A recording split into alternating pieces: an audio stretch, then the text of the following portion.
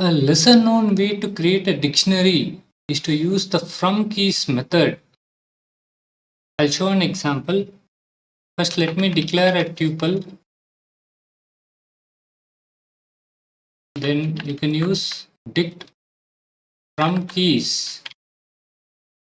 You can pass an iterable. So tuple is an iterable. When you pass just an iterable, the default value assigned to the keys is none. If you want to assign a different value, you can pass an optional value. So since the same value is assigned to all the keys, be careful if you want to assign a mutable object. If you iterate over a dictionary, you will get keys in each iteration. For example,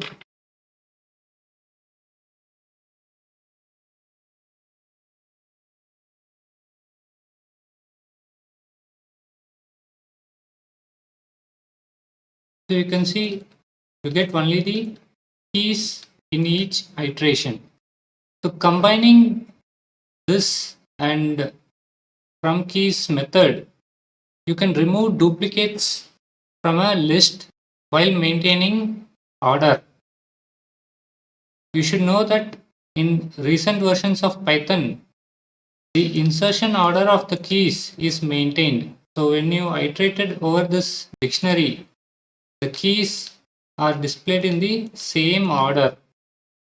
So you can combine this as well as the from keys method to remove duplicates from a list. So let me declare a list with numbers, and there are some duplicate elements as well.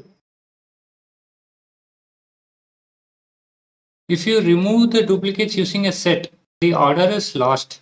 So list set of nums. You can see the duplicates are removed, but the order of the elements. So 1 is in same place, but 2, it should have occurred after elements like 4, 6 and so on, but the order is jumbled because you used set. Instead, you can use from keys method to list of, build a dictionary, and then get back the keys alone. So when you iterate over a dictionary, you get only the keys. So now you can see the order of elements is same as the original list.